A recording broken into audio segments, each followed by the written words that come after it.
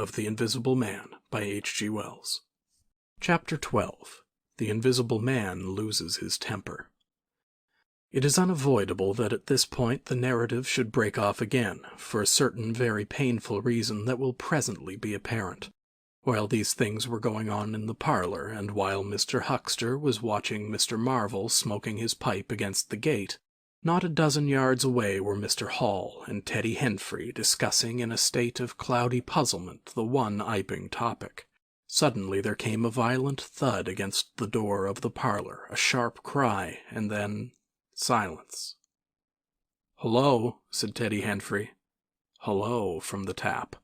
Mr. Hall took things in slowly but surely.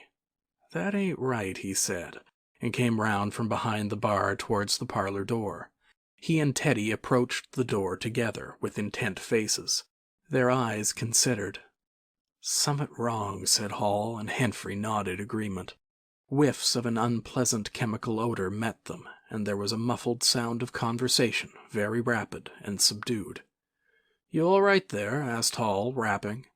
The muttered conversation ceased abruptly. For a moment, silence. Then the conversation was resumed, in hissing whispers. Then a sharp cry of, "No, no, you don't!" There came a sudden motion and the oversetting of a chair, a brief struggle. Silence again. "What the deuce!" exclaimed Henfrey sotto voce. "You all right there?" asked Mr. Hall sharply again. The vicar's voice answered with a curious jerking intonation. "Quite right. Please don't interrupt." "Odd," said Mr. Henfrey. "Odd," said Mr. Hall. "Says don't interrupt," said Henfrey. "I heard'n," said Hall. "And a sniff," said Henfrey. They remained listening. The conversation was rapid and subdued. "I can't," said Mr. Bunting, his voice rising. "I tell you, sir, I will not." "What was that?" asked Henfrey. "He says he were not," said Hall. "Wasn't speaking to us, was he?" "Disgraceful," said Mr. Bunting within. "Disgraceful," said Mr. Henfrey. "I heard it, distinct." "Who's that speaking now?" asked Henfrey. "Mr. Cuss, I suppose," said Hall. "Can you hear anything?" Silence. The sounds within indistinct and perplexing. "Sounds like throwing the tablecloth about," said Hall. Mrs. Hall appeared behind the bar. Hall made gestures of silence and invitation. This aroused Mrs. Hall's wifely opposition. "What yer listening there for, Hall?" she asked. "Ain't you nothing better to do, busy day like this?" Hall tried to convey everything by grimaces and dumb show, but Mrs. Hall was obdurate. She raised her voice, so Hall and Henfrey, rather crestfallen, tiptoed back to the bar, gesticulating to explain to her. At first she refused to see anything in what they had heard at all. Then she insisted on Hall keeping silence, while Henfrey told her his story. She was inclined to think the whole business nonsense. Perhaps they were just moving the furniture about. "I hear'n say disgraceful, that I did," said Hall. "I heard that, Mrs. Hall," said Henfrey. "Like as not," began Mrs. Hall. "Hush," said Mr. Teddy Henfrey. "Didn't I hear the window?" "What window?" asked Mrs. Hall. "Parlour window," said Henfrey. Everyone stood listening intently. Mrs. Hall's eyes, directed straight before her, saw without seeing the brilliant oblong of the inn door, the road white and vivid, and Huxter's shop front blistering in the June sun. Abruptly Huxter's door opened, and Huxter appeared, eyes staring with excitement, arms gesticulating. "Yap!" cried Huxter. "Stop, thief!" And he ran obliquely across the oblong toward the yard gates, and vanished. Simultaneously came a tumult from the parlour, and a sound of windows being closed. Hall, Henfrey, and the human contents of the tap rushed out at once pell-mell into the street. They saw someone whisk round the corner toward the road, and Mr. Huxter executing a complicated leap in the air that ended on his face and shoulder. Down the street people were standing astonished or running towards them. Mr. Huxter was stunned. Henfrey stopped to discover this, but Hall and the two labourers from the tap rushed at once to the corner, shouting incoherent things, and saw Mr. Marvel vanishing by the corner of the church wall. They appear to have jumped to the impossible conclusion that this was the Invisible Man suddenly become visible, and set off at once along the lane in pursuit. But Hall had hardly run a dozen yards before he gave a loud shout of astonishment, and went flying headlong sideways, clutching one of the laborers and bringing him to the ground. He had been charged just as one charges a man at football. The second laborer came round in a circle, stared, and, conceiving that Hall had tumbled over of his own accord, turned to resume the pursuit, only to be tripped by the ankle just as Huxter had been. Then, as the first laborer struggled to his feet, he was kicked sideways by a blow that might have felled an ox. As he went down, the rush from the direction of the village green came round the corner. The first to appear was the proprietor of the coconut shy, a burly man in a blue jersey. He was astonished to see the lane empty save for 3 men sprawling absurdly on the ground, and then something happened to his rearmost foot, and he went headlong and rolled sideways just in time to graze the feet of his brother and partner following headlong. The two were then kicked, knelt on, fallen over, and cursed by quite a number of over-hasty people. Now when Hall and Henfrey and the labourers ran out of the house, Mrs. Hall, who had been disciplined by years of experience, remained in the bar next the till, and suddenly the parlour door was opened, and Mr. Cuss appeared, and without glancing at her rushed at once down the steps toward the corner. "Hold him," he cried. "Don't let him drop that parcel."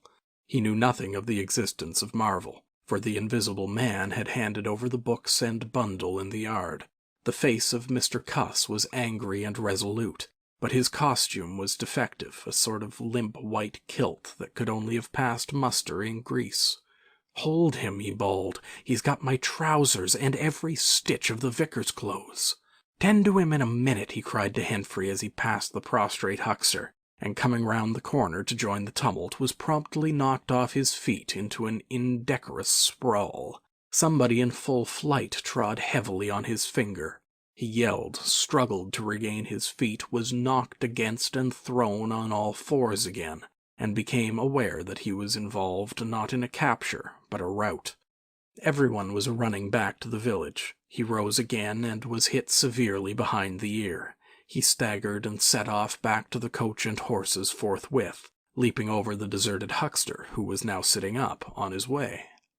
Behind him, as he was halfway up the inn steps, he heard a sudden yell of rage, rising sharply out of the confusion of cries, and a sounding smack in someone's face. He recognized the voice as that of the Invisible Man, and the note was that of a man suddenly infuriated by a painful blow. In another moment Mr. Cuss was back in the parlour. "He's coming back, Bunting," he said, rushing in. "Save yourself." Mr. Bunting was standing in the window, engaged in an attempt to clothe himself in the hearth-rug and a West Surrey Gazette. "Who's coming?" he said, so startled that his costume narrowly escaped disintegration.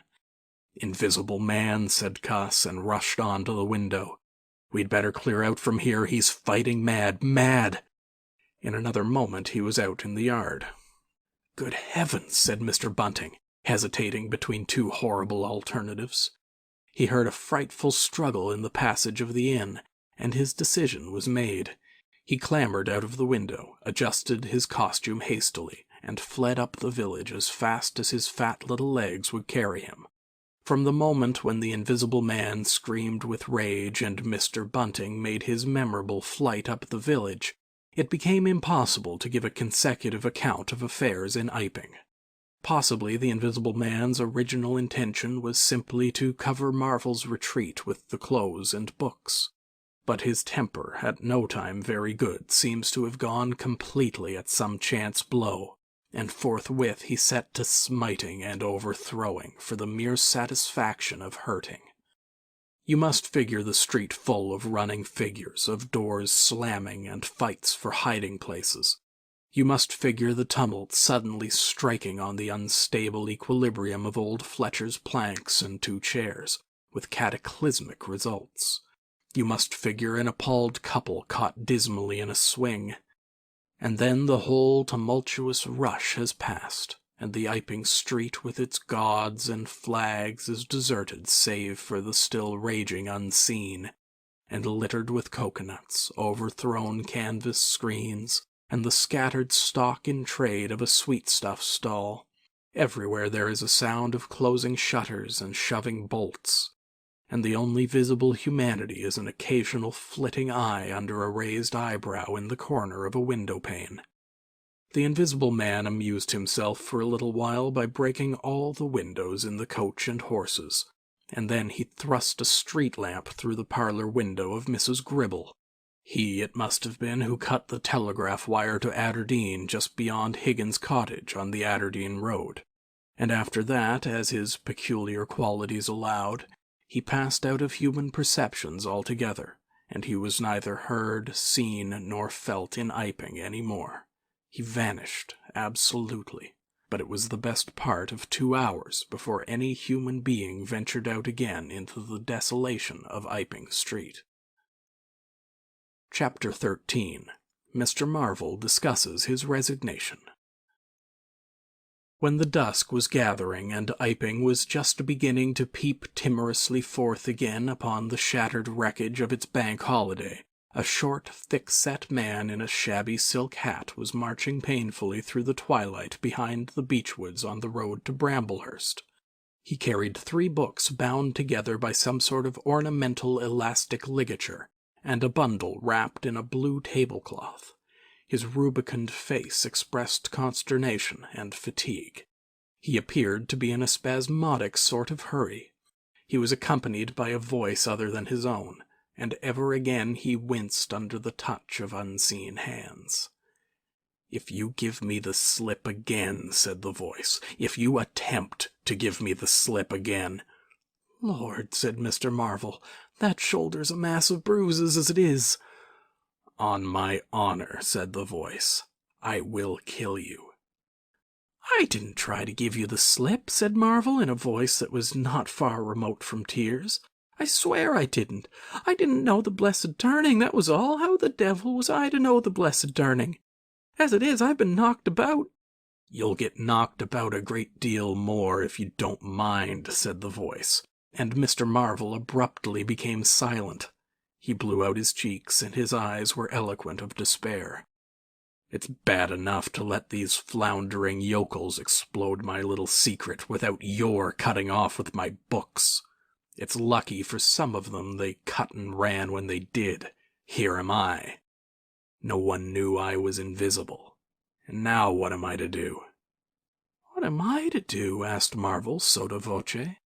"It's all about. It will be in the papers, everybody will be looking for me, everyone on their guard." The voice broke off into vivid curses and ceased. The despair of Mr. Marvel's face deepened, and his pace slackened. "Go on," said the voice.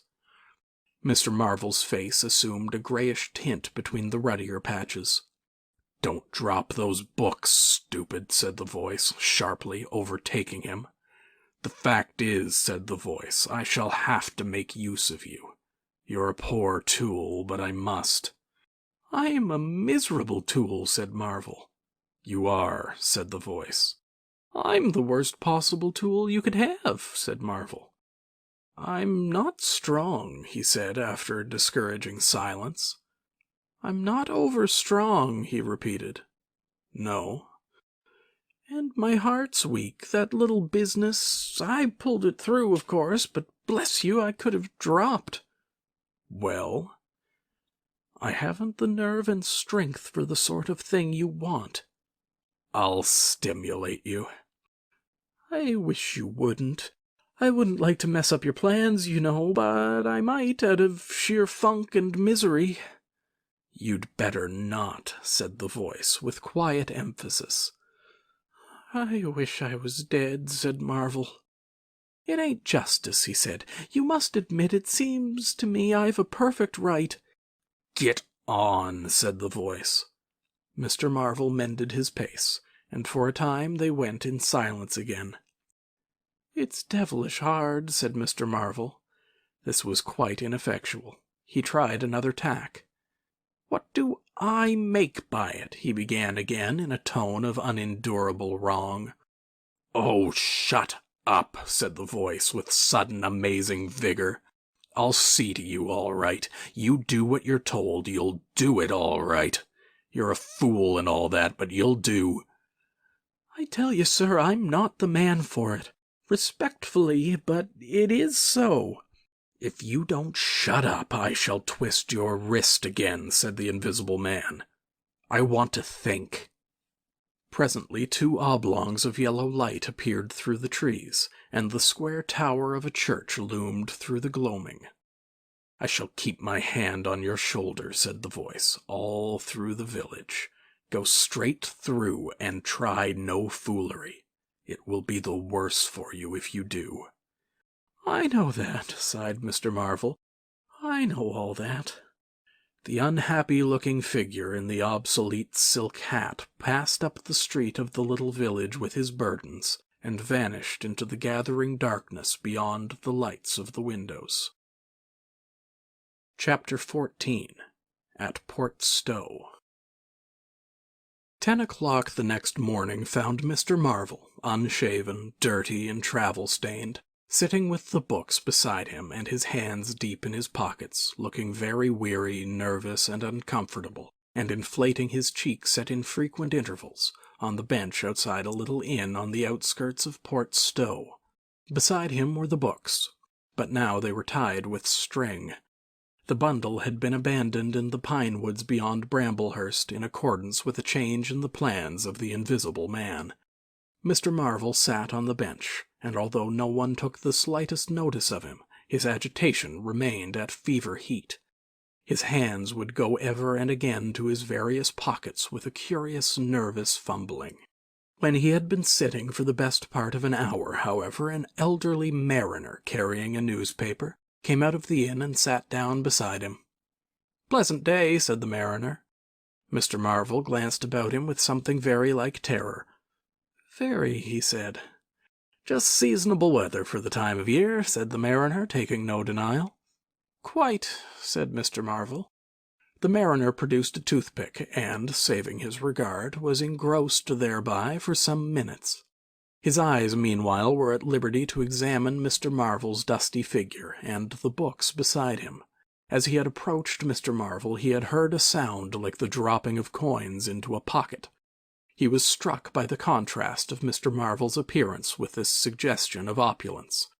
Then his mind wandered back again to a topic that had taken a curiously firm hold of his imagination. "Books," he said suddenly, noisily finishing with the toothpick.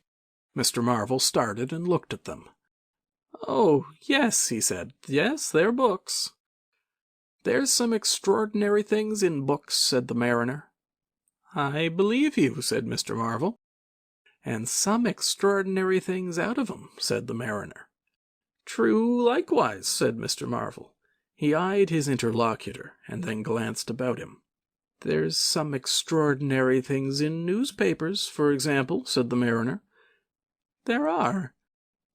"In this newspaper," said the mariner. "Ah," said Mr. Marvel.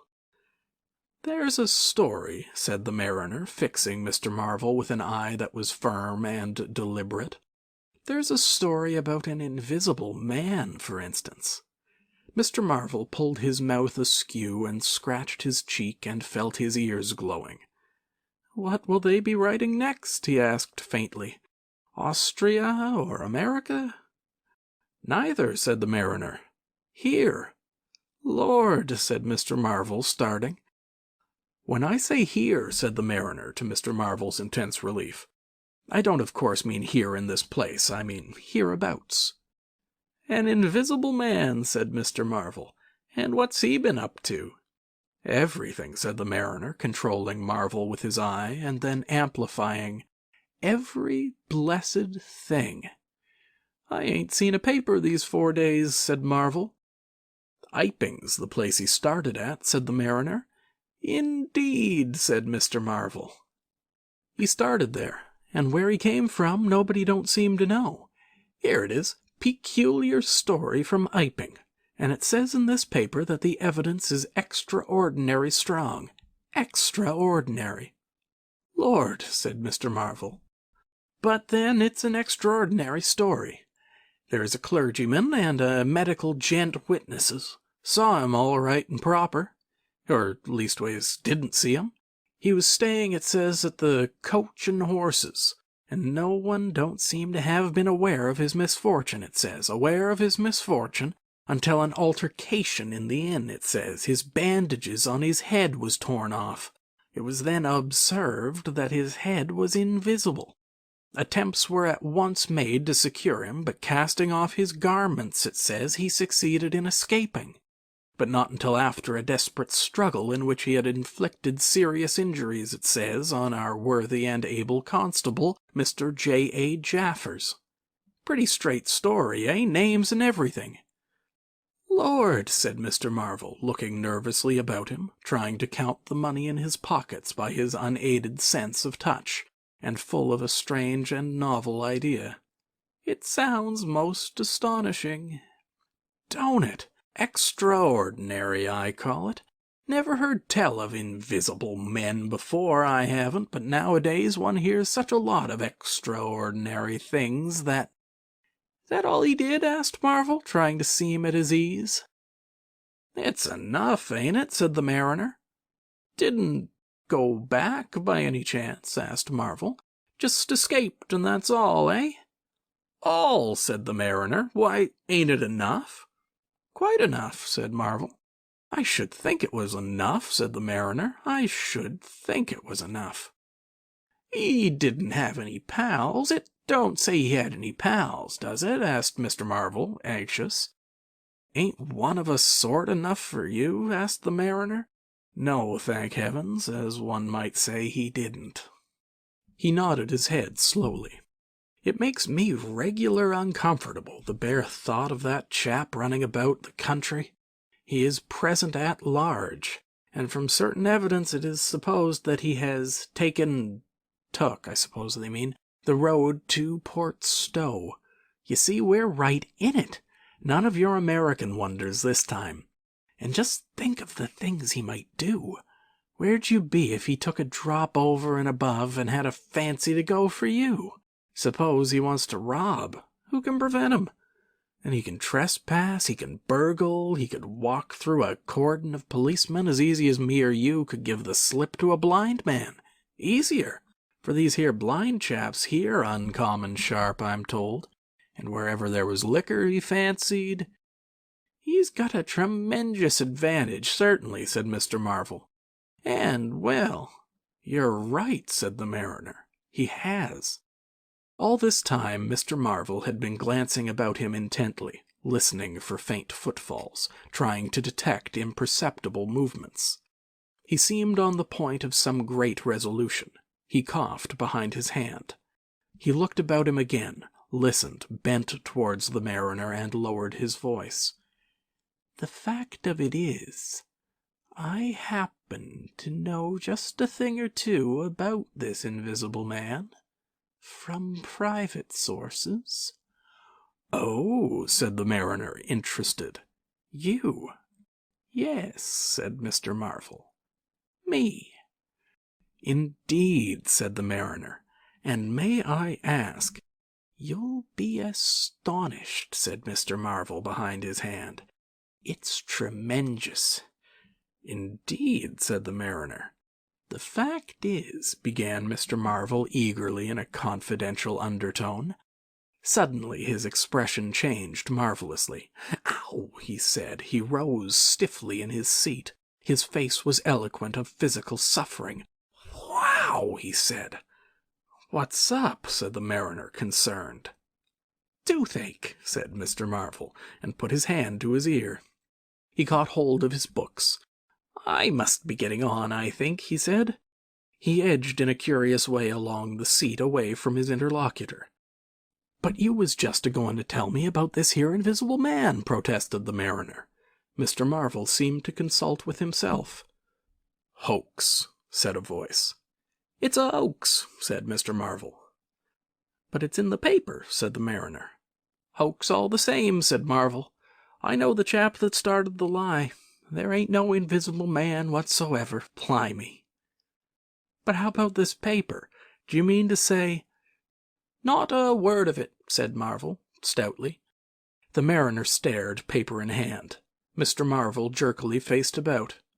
"Wait a bit," said the mariner, rising and speaking slowly. "Do you mean to say—" "I do," said Mr. Marvel.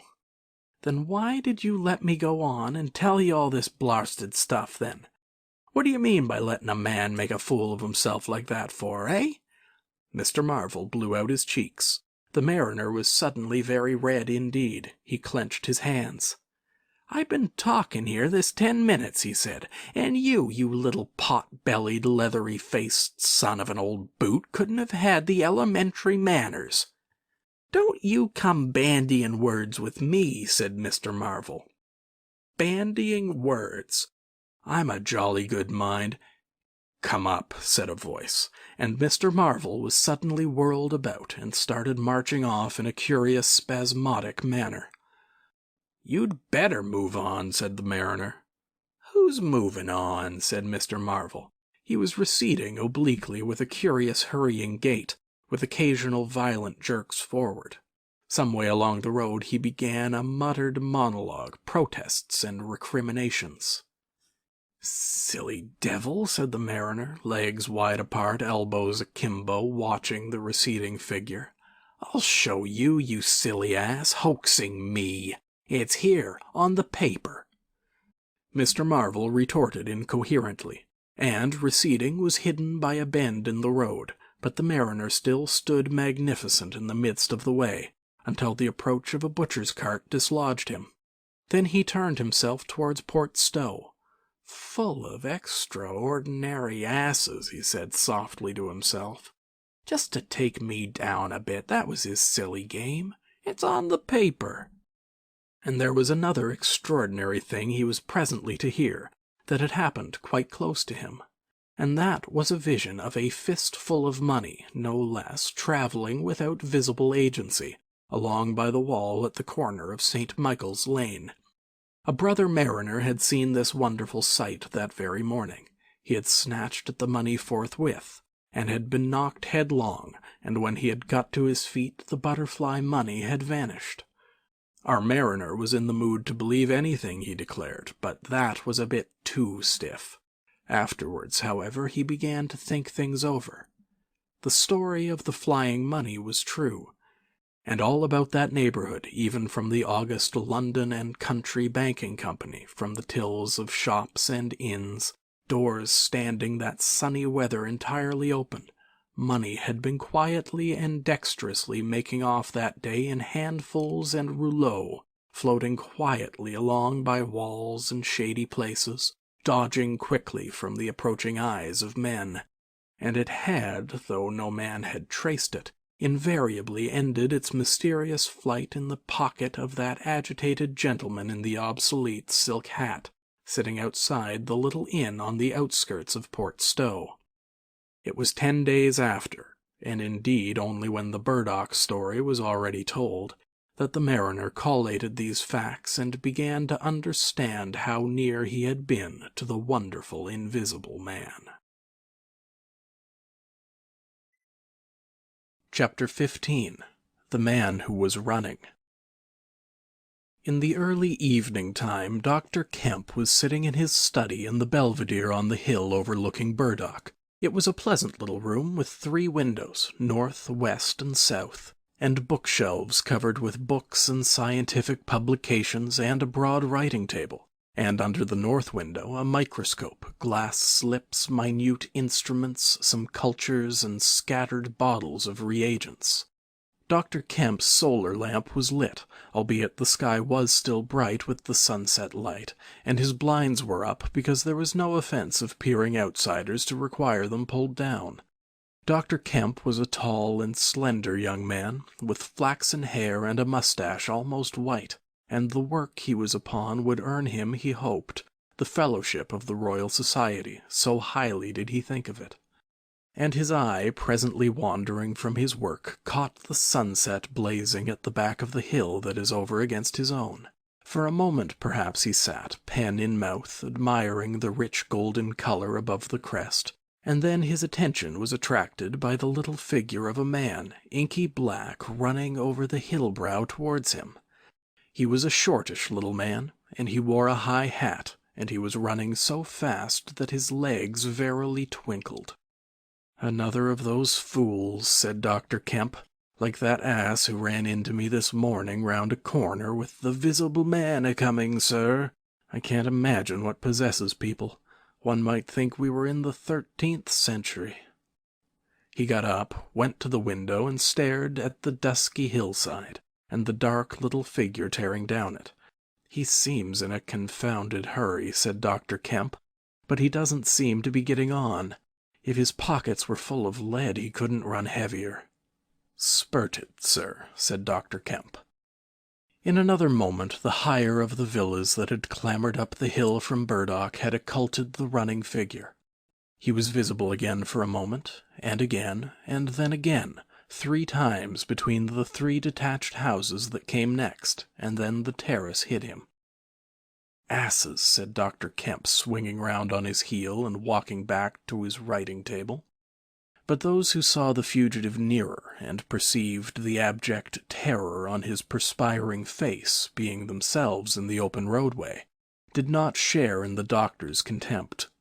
By the man pounded, and as he ran he chinked like a well-filled purse that is tossed to and fro. He looked neither to the right nor the left, but his dilated eyes stared straight downhill to where the lamps were being lit, and the people were crowded in the street. And his ill-shaped mouth fell apart, and a glary foam lay on his lips, and his breath came hoarse and noisy.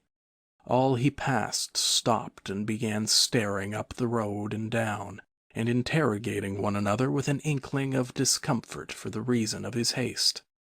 And then, presently, far up the hill, a dog playing in the road yelped and ran under a gate, and as they still wondered something, a wind, a pad, pad, pad, a sound like panting breathing, rushed by. People screamed, people sprang off the pavement. It passed in shouts, it passed by indistinct down the hill. They were shouting in the street before Marvel was halfway there. They were bolting into houses and slamming the doors behind them with the news. He heard it and made one last desperate spurt. Fear came striding by, rushed ahead of him, and in a moment had seized the town. "The Invisible Man is coming! The Invisible Man!" Chapter 16. In the Jolly Cricketers. The Jolly Cricketers is just at the bottom of the hill where the tram lines begin. The barman leant his fat red arms on the counter and talked of horses with an anemic cabman, while a black-bearded man in grey snapped up biscuit and cheese, drank Burton, and conversed in American with a policeman off duty. "What's the shouting about?" said the anemic cabman, going off at a tangent, trying to see up the hill over the dirty yellow blind in the low window of the inn. Somebody ran by outside. "Fire, perhaps," said the barman. Footsteps approached, running heavily. The door was pushed open violently, and Marvel, weeping and dishevelled, his hat gone, the neck of his coat torn open, rushed in, made a convulsive turn, and attempted to shut the door. It was held half open by a strap. "Coming!" he bawled, his voice shrieking with terror. "He's coming! The visible man after me! For God's sake, help! Help! Help!" "Shut the doors," said the policeman. "Who's coming? What's the row?" He went to the door, released the strap, and it slammed. The American closed the other door. "Let me go inside," said Marvel, staggering and weeping, but still clutching the books. "Let me go inside. Lock me in somewhere. I tell you, he's after me. I give him the slip. He said he'd kill me, and he will." "You're safe," said the man with the black beard. "The door's shut. What's it all about?" "Let me go inside," said Marvel, and shrieked aloud as a blow suddenly made the fastened door shiver, and was followed by a hurried rapping and a shouting outside. "Hullo!" cried the policeman. "Who's there?" Mr. Marvel began to make frantic dives at panels that looked like doors. "He'll kill me! He's got a knife or something, for God's sake!" "Here you are," said the barman. "Come in here," and he held up the flap of the bar. Mr. Marvel rushed behind the bar as the summons outside was repeated. "Don't open the door," he screamed. "Please don't open the door. Where shall I hide?" This invisible man, then?" asked the man with the black beard, with one hand behind him. "I guess it's about time we saw him." The window of the inn was suddenly smashed in, and there was a screaming and running to and fro in the street. The policeman had been standing on the settee staring out, craning to see who was at the door. He got down with raised eyebrows. "It's that," he said. The barman stood in front of the parlour door, which was now locked on Mr. Marvel, stared at the smashed window, and came round to the two other men. Everything was suddenly quiet. "I wish I had my truncheon," said the policeman, going irresolutely to the door. "Once we open, in he comes. There's no stopping him." "Don't you be in too much a hurry about that door," said the anemic cabman anxiously. "Draw the bolts," said the man with the black beard, "and if he comes—" He showed a revolver in his hand. "That won't do," said the policeman. "That's murder." "I know what country I'm in," said the man with the beard. "I'm going to let off at his legs. Draw the bolts." "Not with that blinking thing going off behind me," said the barman, craning over the blind. "Very well," said the man with the black beard, and, stooping down, revolver ready, drew them himself. Barman, cabman, and policeman faced about. "Come in," said the bearded man in an undertone, standing back and facing the unbolted doors with his pistol behind him. No one came in. The door remained closed. 5 minutes afterwards, when a second cabman pushed his head in cautiously, they were still waiting, and an anxious face peered out of the bar parlour and supplied information. "Are all the doors of the house shut?" asked Marvel. "He's going round, prowling round. He's artful as the devil." "Good Lord," said the burly barman. "There's the back. Just watch them doors, I say." He looked about him helplessly. The bar parlour door slammed, and they heard the key turn. "There's the yard door and the private door, the yard door." He rushed out of the bar. In a minute he reappeared with a carving knife in his hand. The yard door was open, he said, and his fat under lip dropped. "He may be in the house now," said the first cabman. "He's not in the kitchen," said the barman. "There's 2 women there, and I've stabbed every inch of it with this little beef slicer. And they don't think he's come in. They haven't noticed." "Have you fastened it?" asked the first cabman. "I'm out of frocks," said the barman. The man with the beard replaced his revolver, and even as he did so, the flap of the bar was shut down, and the bolt clicked, and then with a tremendous thud the catch of the door snapped, and the bar parlour door burst open. They heard Marvel squeal like a caught leveret, and forthwith they were clambering over the bar to his rescue. The bearded man's revolver cracked, and the looking-glass at the back of the parlour stared and came smashing and tinkling down. As the barman entered the room, he saw Marvel, curiously crumpled up and struggling against the door that led to the yard and kitchen. The door flew open while the barman hesitated, and Marvel was dragged into the kitchen. There was a scream and a clatter of pans. Marvel, head down and lugging back obstinately, was forced to the kitchen door, and the bolts were drawn. Then the policeman, who had been trying to pass the barman, rushed in, followed by one of the cabmen, gripped the wrist of the invisible hand that collared Marvel, was hit in the face and went reeling back. The door opened, and Marvel made a frantic effort to obtain a lodgment behind it. Then the cabman collared something. "I got him," said the cabman. The barman's red hands came clawing at the unseen. "Here he is," said the barman. Mr. Marvel, released, suddenly dropped to the ground and made an attempt to crawl behind the legs of the fighting men. The struggle blundered round the edge of the door. The voice of the invisible man was heard for the first time, yelling out sharply as the policeman trod on his foot. Then he cried out passionately, and his fists flew round like flails. The cabman suddenly whooped and doubled up, kicked under the diaphragm. The door into the bar parlour from the kitchen slammed and covered Mr. Marvel's retreat. The men in the kitchen found themselves clutching at and struggling with empty air. "Where's he gone?" cried the man with the beard. "Out?" "This way," said the policeman, stepping out into the yard and stopping. A piece of tile whizzed by his head and smashed among the crockery on the kitchen table. "I'll show him," shouted the man with the black beard, and suddenly a steel barrel shone over the policeman's shoulder, and 5 bullets had followed one another into the twilight whence the missile had come.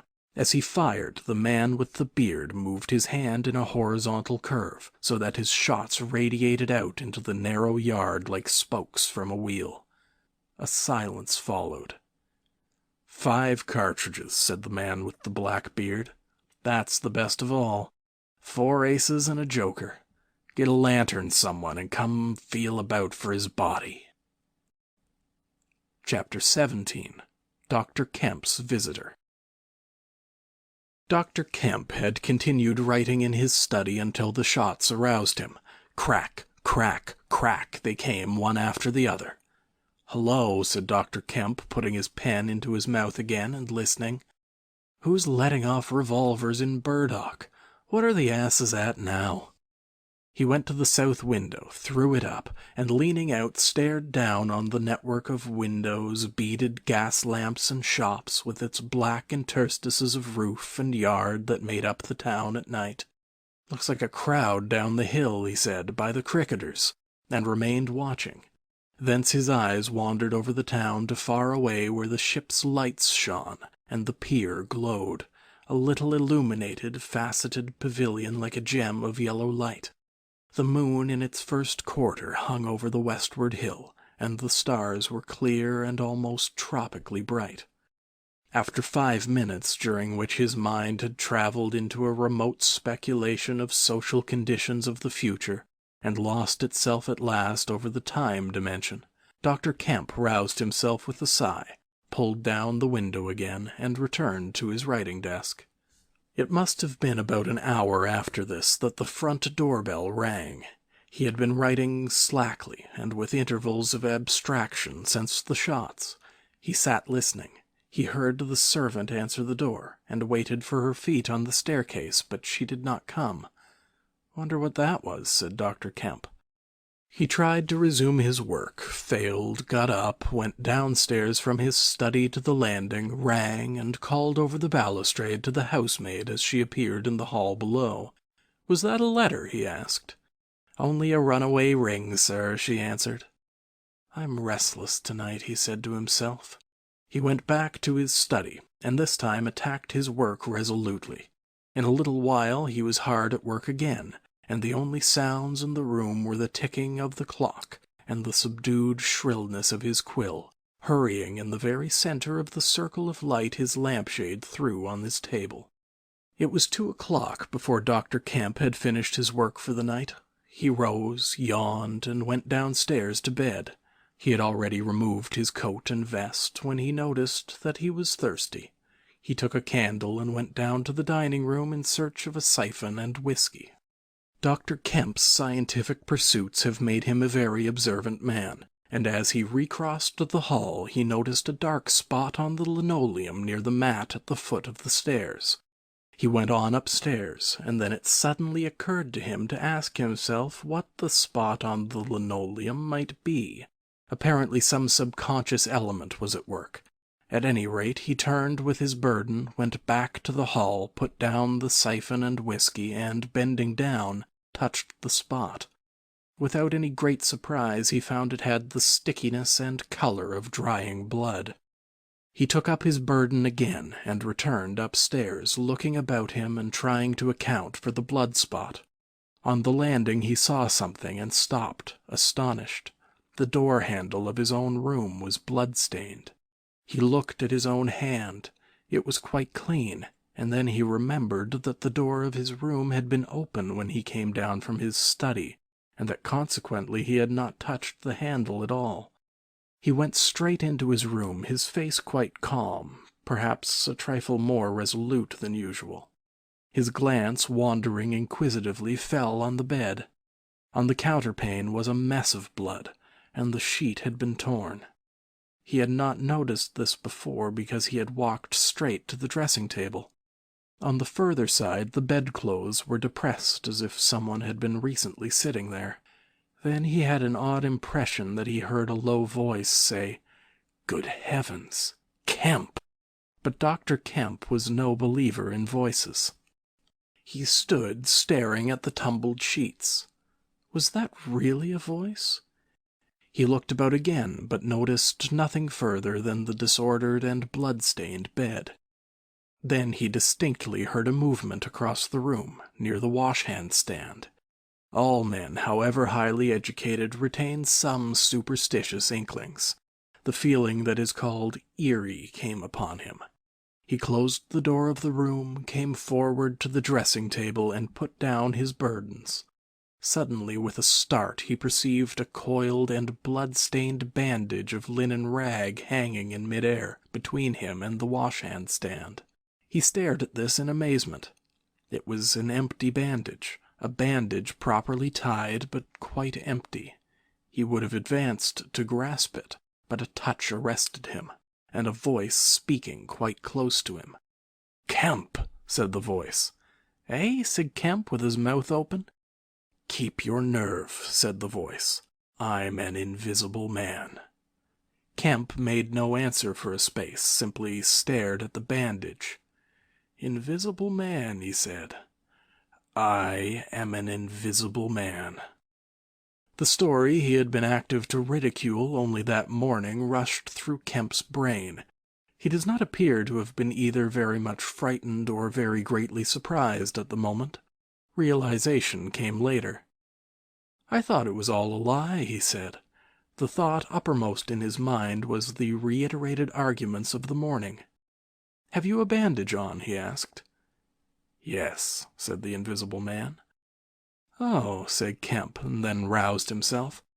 "I say," he said, "but this is nonsense. It's some trick."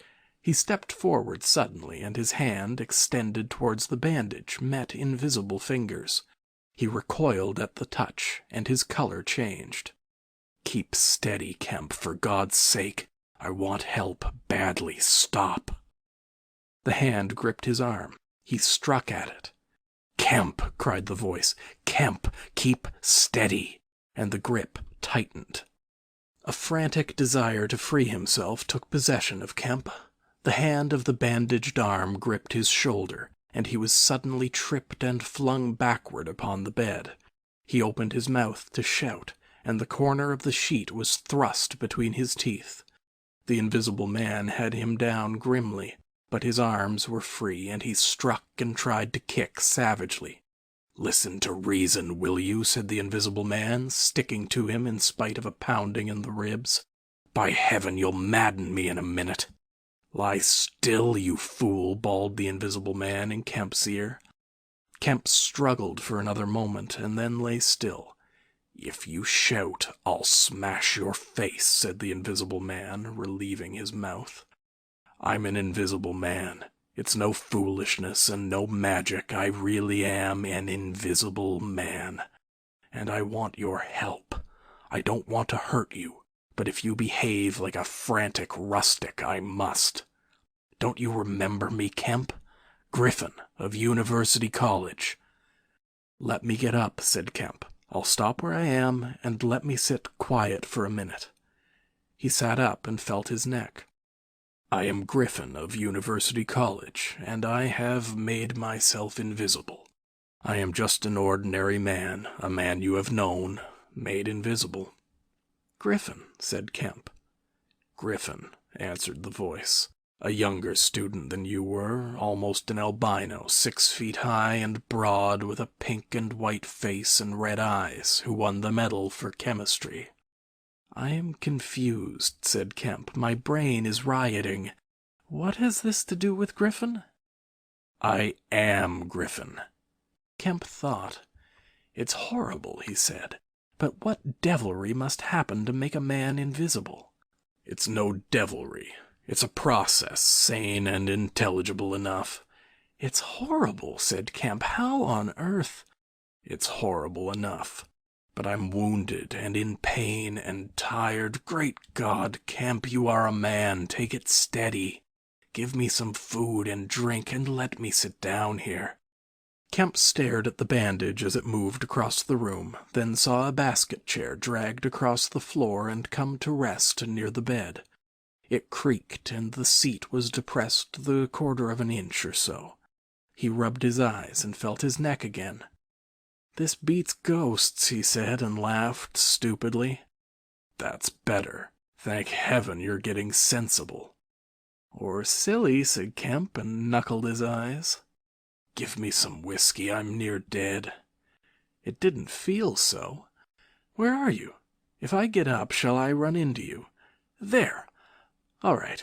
Whiskey? Here, where shall I give it to you?" The chair creaked, and Kemp felt the glass drawn away from him.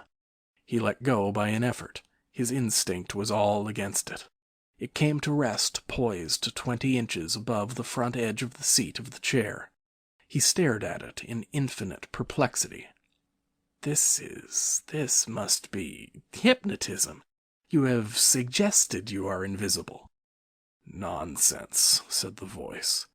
"It's frantic. Listen to me." "I demonstrated conclusively this morning," began Kemp, "that invisibility—" "Never mind what you've demonstrated. I'm starving," said the voice, "and the night is chilly to a man without clothes." "Food," said Kemp. The tumbler of whiskey tilted itself. "Yes," said the invisible man, wrapping it down. "Have you a dressing gown?" Kemp made some exclamation in an undertone. He walked to a wardrobe and produced a robe of dingy scarlet. "This do?" he asked. It was taken from him.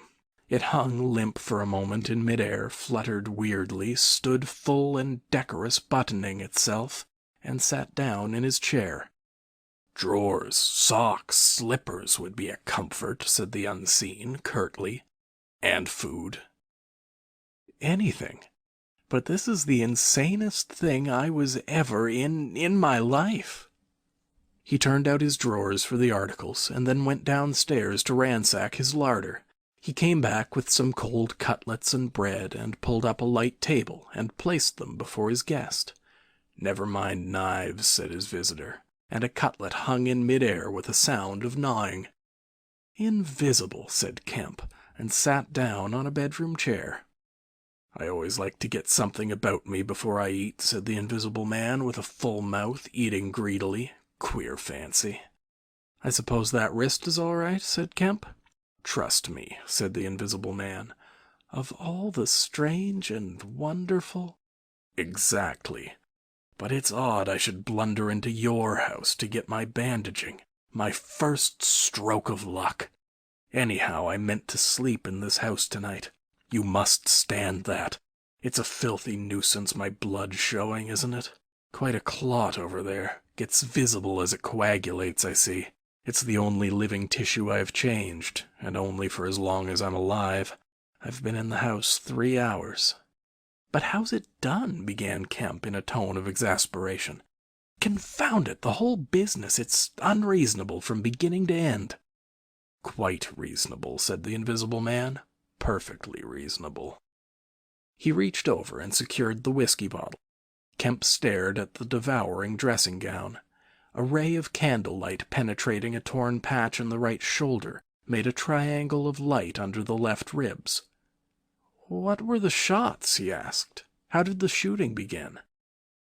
"There was a real fool of a man, a sort of confederate of mine, curse him, who tried to steal my money. Has done so." "Is he invisible too?" "No." "Well?" "Can't I have some more to eat before I tell you all that? I'm hungry, in pain, and you want me to tell stories." Kemp got up. "You didn't do any shooting?" he asked.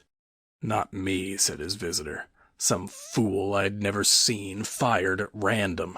A lot of them got scared. They all got scared at me. Curse them, I say. I want more to eat than this, Kemp." "I'll see what there is to eat downstairs," said Kemp. "Not much, I'm afraid." After he had done eating, and he made a heavy meal, the Invisible Man demanded a cigar. He bit the end savagely before Kemp could find a knife, and cursed when the outer leaf loosened. It was strange to see him smoking. His mouth and throat, pharynx and nares, became visible as a sort of whirling smoke cast. "This blessed gift of smoking," he said, and puffed vigorously. "I'm lucky to have fallen upon you, Kemp. You must help me. Fancy tumbling on you just now. I'm in a devilish scrape. I've been mad, I think. The things I have been through. But we will do things yet, let me tell you." He helped himself to more whiskey and soda. Kemp got up, looked about him, and fetched a glass from his spare room. "It's wild, but I suppose I may drink." "You haven't changed much, Kemp, these dozen years. You fair men don't. Cool and methodical. After the first collapse, I must tell you, we will work together." "But how was it all done? And how did you get like this?" "For God's sake, let me smoke in peace for a little while, and then I will begin to tell you." But the story was not told that night. The Invisible Man's wrist was growing painful. He was feverish, exhausted, and his mind came round to brood upon his chase down the hill and the struggle about the inn. He spoke in fragments of marvel. He smoked faster. His voice grew angry. Kemp tried to gather what he could. "He was afraid of me. I could see that he was afraid of me," said the Invisible Man many times over. "He meant to give me the slip. He was always casting about. What a fool I was. The cur, I should have killed him." "Where did you get the money?" asked Kemp abruptly. The Invisible Man was silent for a space. "I can't tell you tonight," he said. He groaned suddenly and leant forward, supporting his invisible head on invisible hands. "Kemp," he said, "I've had no sleep for near 3 days, except a couple of dozes of an hour or so. I must sleep soon." "Well, have my room. Have this room." "But how can I sleep? If I sleep, he will get away. Ugh, what does it matter?" "What's the shot wound?" asked Kemp abruptly. "Nothing. Scratch and blood. Oh, God, how I want sleep." "Why not?" The Invisible Man appeared to be regarding Kemp. "Because I've a particular objection to being caught by my fellow men," he said slowly. Kemp started. "Fool that I am," said the Invisible Man, striking the table smartly. "I've put the idea into your head.